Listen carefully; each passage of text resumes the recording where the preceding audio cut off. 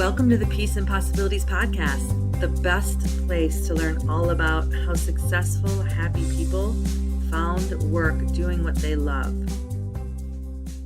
Thanks for listening. Okay, so welcome everyone to this episode of Peace and Possibilities. Thanks for joining today.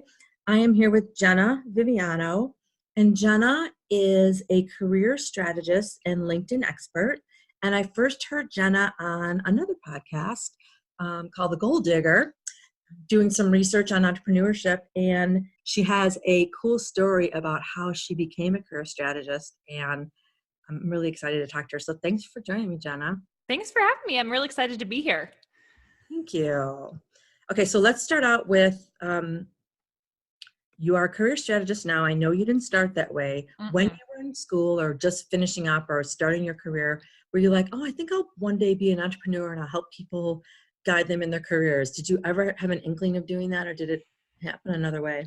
Yeah, definitely didn't think I was going to be a career coach. I did think I was going to be an entrepreneur though. My dad was an entrepreneur. So I grew up in not a 9-to-5 household. My dad owned a couple of businesses actually. And my mom supported him in those businesses and also was a stay-at-home mom. So I just grew up in an environment where entrepreneurialism was celebrated. Were you familiar with American Girl dolls? So random sanitizer. Yes. Okay. So I love the American Girl dolls, and they had these like books for like non-historical American Girl dolls, basically. And there was one that I loved as a kid, which I think is such a foreshadowing to my future, which was called Moneymakers. It was my favorite one. So I think as a kid, I always wanted to be an entrepreneur. That was really interesting to me. But when I graduated from college, I graduated with a double major from Lehigh University in finance and marketing, and I was in an investment banking job. So from what that was to what I'm doing now, I never imagined that I would be launching a business that does what I do now. So no, to answer your question shortly, no. Crazy. It's never a straight line, is it? Never, no. Okay, so now you're in this career and you're helping people with guide them in their career journey, right? Yes. What do you think either made you successful as you were climbing the ladder to what you're doing now, or what do you think made you successful earlier to get to this point, and what do you think is keeping you successful now? Yeah, I think success is such an interesting word. And I think it's very much, and you can probably relate to this too, success means a lot of different things in a lot of different seasons of life. Mm-hmm. And I think that when we're growing up, we think of success as a very linear, like monetary success is often what we attribute to success. And that's definitely part of the equation. But I think as I've evolved over time, is I've allowed the word success to evolve with me as well. So when I was younger, success looked like having the job that everybody else wanted. And I got that job out of school. I was on Wall Street, and I was never one of those kids who wanted to be, I never even really knew what Wall Street was as a kid. Again, blue collar family. My dad was in construction and owned a couple of construction related companies. And so I just didn't have any inclination of that, but everybody in my school wanted that job. And so success to me in that season was getting that job. I realized very quickly that I hated that job. And so my perception of the word success actually evolved over time. So I think that what has made me quote unquote successful is I've allowed that word to morph into what I need it to be, depending on my stage of life. So now what success looks like is how much time and flexibility do I have to spend time with my loved ones? Like that's a successful work environment and life for me, versus, 5 years ago, when I was very single and I was trying to build a business, success just looked very different. Does that help a little bit? Yeah, and I couldn't agree more. It's like success for me as a 50-year-old person is way different than it was 20 years ago, paying all the bills and making sure the kids have everything they needed. Now it's like you said, flexibility and freedom to do what I want with my time, completely different. You're right. So I'm so glad that you differentiated that in that way. I have one quick question about hating Wall Street. What when you knew you hated it, number one, how did you know you hated it? Was you just flat out like it was so clear to you? Was it building? And then the other question is, once you decided you hate it, how long did it take you to say, I'm not doing this anymore? Yeah, so I started my first job out of school was an investment banker, and that's a job. If you know anything about investment bankers, everyone's like, "Ooh, that's a lot of hours you work." And I did. I worked a lot of hours, like anywhere between 80 to 100 hours a week. I was working, which is insane if you actually think about that. And if you actually calculate my hourly rate, I was making less than a McDonald's worker, honestly. That's insane. Yeah, it was crazy. And I was a fraction of myself, honestly. I mean, you would be, right? If you're working that much and you don't have any, I'm a person who I didn't thrive in that environment at all whatsoever. And I remember sitting on the bathroom floor on 388 Greenwich Street on the 32nd floor on a Saturday morning because I was working and I was miserable. And I said, God, I don't know if you're real, but if you're real, you've got to get me out of here. And I actually had a job interview like 2 weeks later at the New York Stock Exchange, which is technically actually on Wall Street, but the vibe was very different than my experience working as an investment banker. So it was about a month turnaround time, I would say, between me being like, I need to get out of here officially, like it is time, to getting that job and transitioning. So yeah, it was a pretty stark realization that this was not healthy. I was just not healthy mentally. I wasn't healthy physically. Like that part, the physical part at such a young age was very alarming to me, of how physically unhealthy I developed to go there, I developed a really nasty eating disorder. It was awful. Like it was all kinds of terrible. And I just knew that it wasn't worth what I was getting paid or the quote unquote success I thought that I had with that job. Oh my gosh. I'm so glad you're telling that story because people think, oh, yes, you have to work hard. I would be the first person to say that work ethic is up there at the top of the list, but Yeah. working hard and working insane amount of hours for barely any pay for an extended period of time to risk your health and your sanity. No, that's not what's going to get you there. And the thing is, I saw a lot of people get stuck there.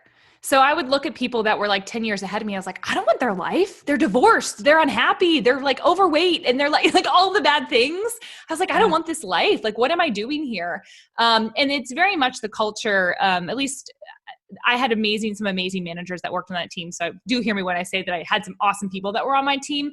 But just generally speaking, that wasn't the lifestyle for me. And you have to be a very specific person to hack it out. And I just couldn't. And quite frankly, I felt a lot of shame from like not being able to hack it. I had a lot of shame around not being able to work those hours and suck it up and make it through, because I quit midway through my first year. So you were doing it, you were sucking it up. You just realized that sucking it up wasn't healthy. No, it just wasn't. Anyone can endure it, but at what price? What's the point? Yeah. What's the point? Yeah. Ooh, cool. All right. So fast forward to what you're doing now. You created this business. Was it 5 years ago, or you've been doing It was about 4 years and some change. Okay. And now, do you have the success, in quotes, the flexibility to do what you want with your business and your family now? Would you define yourself as successful? And if so, it sounds like you would. What do you think attributed to that success building this business? Yeah, I think yes and no, actually. So it's a constant evolutionary process for me. I would say that I get to do what projects I want in my business, and that is so much fun for me. Like I love creating new programs that I'm going to deliver for clients, or new opportunities for clients, or figuring out ways to better serve my clients. That is really, really fun for me. So the creative aspect of developing my business and getting to strategize on it and doing the things that I want to do has been so life-giving. Now, sometimes because I have that workaholic background, my work becomes a priority and my life revolves around work instead of my work revolving around life. So this next year is really, I've just been doing a lot of introspection about how do you build a business and scale it to multiple 6 figures, 7 figures without losing your mind in the process. And so that's kind of the season that I'm in right now, where I'm really pulling, like very simply put, this next year, it's asking my significant other what he wants my schedule to look like. And he's like, I really want you to take Fridays off, because you work really hard Monday through Thursday and you need a day to decompress, do your yoga, go get a green juice and hang out with a friend so that you can actually do your work really well and you can be present in the weekends. And he's right. Like he's so right. And so I would say that I'm not as successful as I would like to be on the work-life separation, because I think there's been it was funny, I was just on a podcast yesterday talking about this concept of work-life balance, and I'd love to hear your thoughts too. And she was saying that a girl was telling her that she likes the phrase work-life blend. And I said, oh, I can't stand that because I am a person that the work-life blend it will be all work. It will not be a good separation and I'll go crazy. Yeah. So I think for me, I really have swung the opposite way where I really need that work-life separation. And it's not really possible for me and my personality to have that blending together and then be present for both things really well.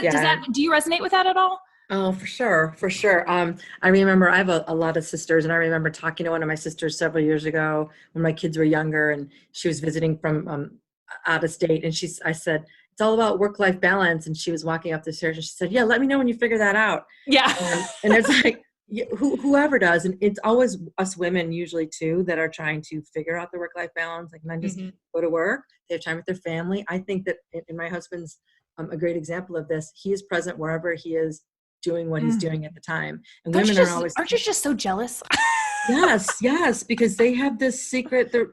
So we're better at multitasking, women for sure. In general, I know that's a generalization. I think that's the truth, and I think it's true too. That. Yeah, and I think they're so good at, I'm here, so I'm going to have fun. I'm at work, so I'm going to work. I'm with my kids, so I'm just going to be with my kids. And we're always planning and scheduling and looking in the future because we have to be thinking about all those things. But so do they, and they choose not to, and they are healthier for it, I think. And I think so too. Yeah, trying to go crazy balancing it and just letting go of things. And that's another thing I don't think we're great at. So I know work-life balance is it's kind of become a buzzword. And I think people say it to hire good employees that say we have this. And it's like, well, you have to model it, number one. And then when you're doing it, you have to not say you're doing it. You're just saying, I'm working now. And then you block your calendar and say, I won't be able to do that. And you don't have to say it's my other life balance. You just say, that's not going to work for me. Yeah. I feel like there are very few companies that are very good about that, honestly. Yeah. And I see a lot of people come through. Now, granted, I see people that come through that don't have great work-life balance. So they're coming to me to find better ones. Yeah. But even still, even companies that like really tout that as like, that's their main messaging for that's what they're selling basically. They're not good at it. And so they don't model it for their own employees. And that to me, I think has been the biggest discouragement where I'm like, if these people who literally preach it for a living are not doing it for their own teams, something's wrong here. Something's really wrong. Yeah. I think you constantly have to do it for yourself and figure out how are you going to show up for your own career and how are you going to shut down in your career too. Yeah. And when you have more of the life and the living and the fun and the flexibility with your family or whoever you want to spend your time with, you are more present at work. You are better, more productive and more creative, all those things when you get to the actual office part of your job or whatever you need to be doing for your job. And I think, and there's lots of science around it. There's lots of research around how doing all of those things well, separating, changes your brain chemistry. There's all kinds of research about gratitude and mindfulness and how all of these things, living life, being present, all of those things actually change your brain chemistry and really do benefit you all these other ways. And I think the more people that can see that research and if they don't believe it, well, there's always more research. It's not like it's only one person saying this. And then give their employees the benefit of the doubt, let them try it, and then just see. All of a sudden, you have more creative people, more productive people, and higher sales, and all of these things based on positive psychology research too. Yeah. I think we're definitely moving the needle, but it's like we're not going to have happy, productive, well-rounded people that bring our company where we want it to go if we don't embrace all these other concepts. 100%. I even think that it's something that we need to be teaching middle management. So not even as much, like I think obviously leadership needs to know because it starts from the top and goes down, right? But the middle management gets lost in the shuffle. That's what I see a lot of, where they don't get the training that they need. They're just like, oh, you're good at your job. Let me promote you now. And like, that's awesome and wonderful. And also you need to train them because they're not going to be equipped. And that's where a lot of the breakage happens. I feel like where you get micromanagers, people who are not actually equipped to be leaders. They are just really good at their job. So I think all of that stuff plays into it 100%.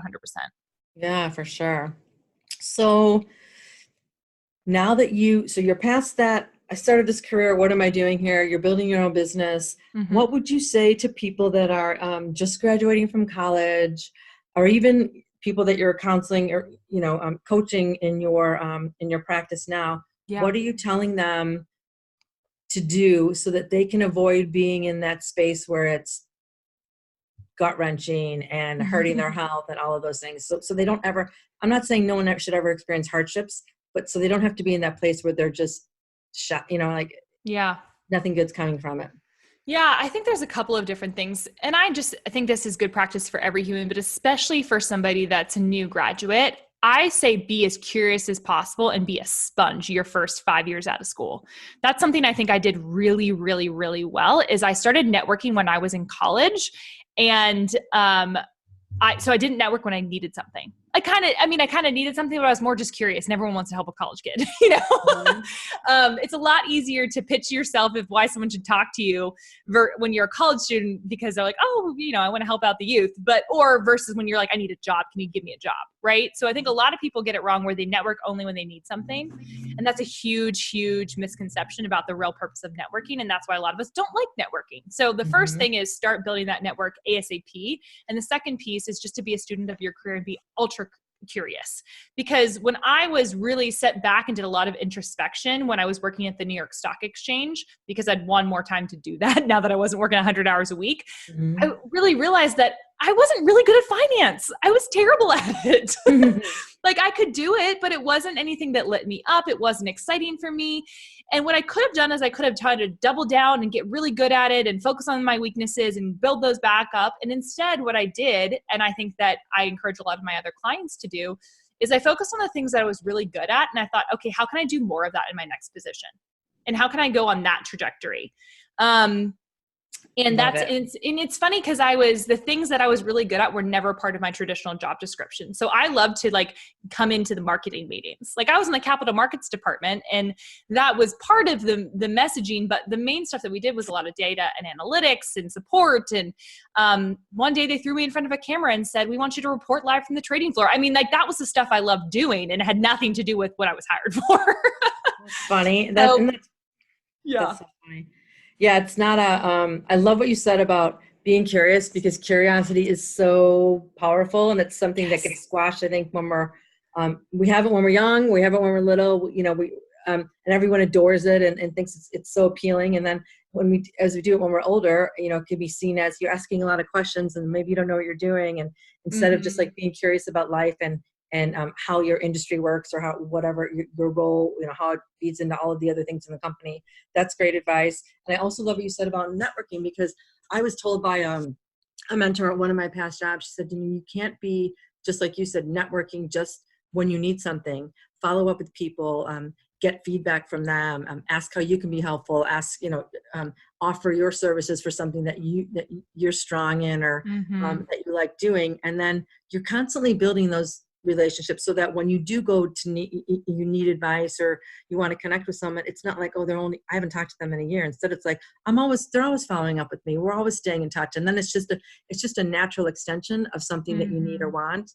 Instead of just this, can you do me a favor now? And I haven't heard from you. And it feels icky and no one likes doing it. Like you said, I think that's probably mostly why people don't want it because they feel like they always, when they're networking for that reason, it's forced.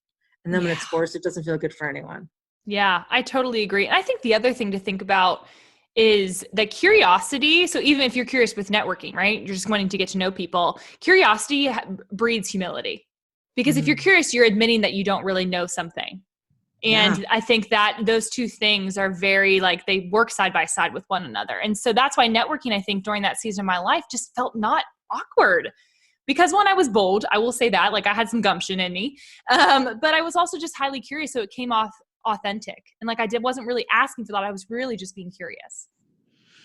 Yes. You can be curious about all of those things in your job. And then, like you said, with people, when you're asking them questions and finding out about how they got to where they are or what advice they have for you, they get to share their wisdom and their knowledge. And it feels good to be asked about your expertise and totally people wanting to know more about you. So it's very flattering when you're doing it out of you're being authentic about it. Yeah, 100%.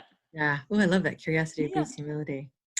So let me ask you, final question for you, Jena. What do you regret? I don't like to talk about regrets because I feel like people have regrets in life, but what I really wanted to focus on is what do you regret not doing sooner maybe, or what do you wish you had learned a little bit earlier so that you could be in this place sooner. Sometimes we couldn't get there based on certain things, but Yeah. It's kind of funny. Mine's actually related to life. Is that okay? Can I use that sure, of example? course. I wish that I actually do regret the time that I spent in my eating disorder, honestly, and my disordered eating thinking thoughts, because I think that it stole so much of my time. I spent so much time obsessing about food and about things that about my appearance and all that kind of stuff. And I wish that I would have gotten help faster and sooner, and like really was able to move through that faster, because I think that it kept me away from, I could have started my business earlier, right? Like I could have like started my life earlier if I hadn't allowed myself to kind of go down that pathway. So I think for me, it's more just like, I do regret the time actually that I spent with that, because I could have been having so much more fun. Mm-hmm. And I think that it would have helped me. I would have started my business earlier, and I could have spent more time with friends and family and not been worried about what I was putting in my mouth. So for me, it's actually, those two things are very interconnected. Maybe TMI, but no, thank you for sharing. It's wasting time on things that you thought were important. yeah, That weren't, and yes. then took you away from things that you really love doing. I that resonates with me too. It's you think one thing's important, and you if Yeah, it just there's makes any me sad for younger Jena. It just makes me sad for her. Where I'm like, oh, girl, if you knew, you were so thin back then. What were you complaining about? yeah What yeah were you spent so much time obsessing, like the amount of hours I spent obsessing about that was, I feel like it really, I'm so grateful that I'm through that and through the other side, and grateful for the people that helped me through that. But I just wish that, yeah, it feels like a wasted time almost. yeah. If there's anything that's the theme for my year this year, turning 50, and next year as well, there's been some deaths in my family and friends in the last couple of years, and it's just, turning 50 and having this new milestone birthday. It's like that's my theme. I'm not wasting any more time. I'm not going Yeah. to let things that aren't important bother me. I'm not going to let people's opinions who I don't respect or admire affect me. And I don't want to waste any time. I'm not saying to be reckless and any of that, but Mm-hmm. teaching people, sharing that expertise, finding people that have stories that can lend themselves to being more authentic and not having to learn those hard lessons. And there's always lessons to learn along the way. I don't want it to necessarily be easy for anyone, but really time, none of us are guaranteed it. And we all get the same amount of hours, and it's just about choosing what you want to do with them so that you can have this freedom and this flexibility and enjoy your life. We're here to enjoy life. We're not here just to work. Yeah. Like you said, work should revolve. How did you say it? Work should revolve around life, not life revolve around work. Yes. Mm-hmm. That's a fabulous way to end our conversation. Mm-hmm. So Thank you. I appreciate it. Yeah, that was perfect. Thank you so much for joining me. And where can people find you and connect with you, Jena? Yeah, so you can head on over to my website, jenaviviano.com. That's probably the best way. And then I also have a podcast myself called Your Career Story, where I talk all about how to find a new job mostly. Oh, cool. And then are you in LinkedIn? LinkedIn. Yes, I love LinkedIn. So if you want to use that as well. I didn't want to give too many options, but LinkedIn is another place that I live a lot. So if you just want to connect with me on LinkedIn and tell me that you heard me on this podcast, that would be awesome. And Jena, I want to thank you too, because I learned you taught me a few things when I was listening to your podcast with Jenna Kutcher about all the kind of like cool tips of things you can change on LinkedIn. I never knew you could change that banner behind your picture. And so that's the first thing I did after the podcast. I'm like, oh my gosh, this is so cool. And it looks great. Thank you for those tips. So it's so simple to make a few little adjustments that can make a big difference. So thanks. So I encourage people to listen to that podcast with Jena Kutcher and you, so that they can just enhance their profile. Yeah. It's super easy. It doesn't take a lot of time. And I actually have a course that walks people through how to do that. And it's called LinkedIn by lunch. So getting your profile done before lunchtime. Ooh, cool. All right. So check her out, you guys. Thank you so much for joining. Have a great day, everyone. Thank you. Thanks for listening. If you love this content, please rate us 5 stars on Apple Podcasts or whichever platform you found us on. You can get all my social media links in the description below. Help us keep the momentum going so that every person can live their lives happily